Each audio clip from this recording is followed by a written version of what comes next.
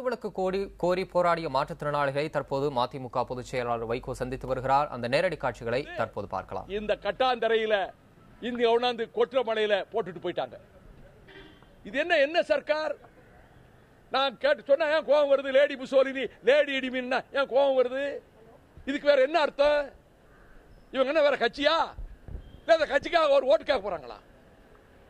இந்த செய்தி கேள்விப்பட்ட போது நான் துடிச்சு போனேன். நான் மதுரையில் இருக்கிறேன். தம்பி தீபக் கிட்ட கேட்டேன். நேத்து மாதிரி மின்னலும் இடியும் மழையும் ஒரு நாளும் இல்ல மதுரை சென்னையில அதுல கடந்தாங்க. இங்க நான் கூட மல்ல சத்யாகிட்ட சொல்லி தாயகத்தில் கொண்டு வச்சிடலாம்னு நினைச்சதுக்கு மாட்டேன்ட்டாங்க. எந்த இடத்துல போலீஸ் எங்களை போட்டுட்டு போச்சோ அங்கே நாங்க இருக்கிறோம் இருந்துட்டாங்க. இப்பொழுது என்ன நிலைமை?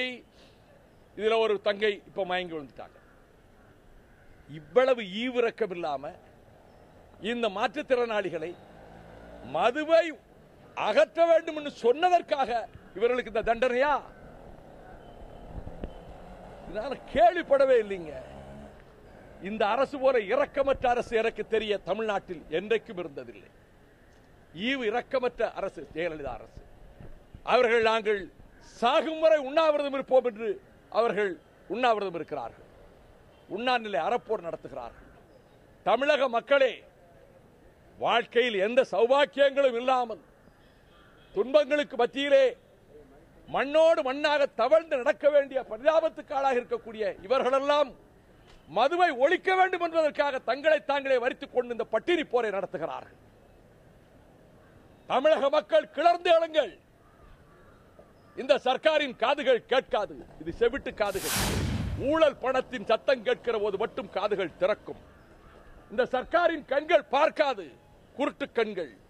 கரன்சி நோட்டுகளை மட்டும் இந்த கண்கள் பார்க்கும்.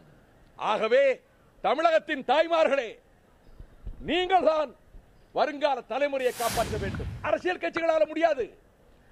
நான் ஒவ்வொருயில தொடங்கி எந்த ஒவ்வொருயில மது அருந்தா சங்கம் 100 வருஷத்துக்கு முன்னாடி கிறிஸ்தவ பாதிரியார் தொடங்கி 100 வருஷமா இருக்கு.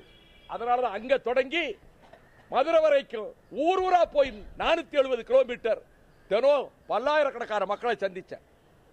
வழிநடுக தாய்மார்கள், கூலி வேலை பார்க்கிற தாய்மார்கள், ஐயா இந்த சாராய கடை அடைச்சிருங்க, புடிச்ச குடிச்சு போட்டு வந்து அடிக்கிறான், பொம்பளை பிள்ளையும் போயிட்டு பத்திரமா வர முடியல, என் பிள்ளைகளும் பள்ளிக்கூடத்து பிள்ளைகள் குடிச்சிருவான்னு பயமா இருக்கு. இந்த குரல் தமிழ்நாடு பூரா ஒலித்தது.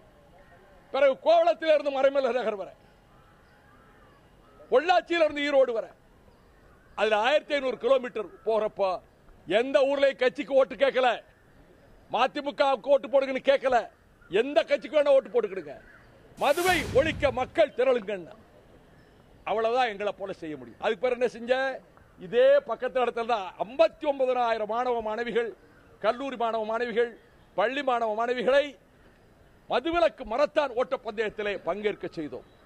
மதிமுக கொடி ஒரு இடத்துல கிடையாது, மதிமுக பேனர் ஒரு இடத்துல கிடையாது.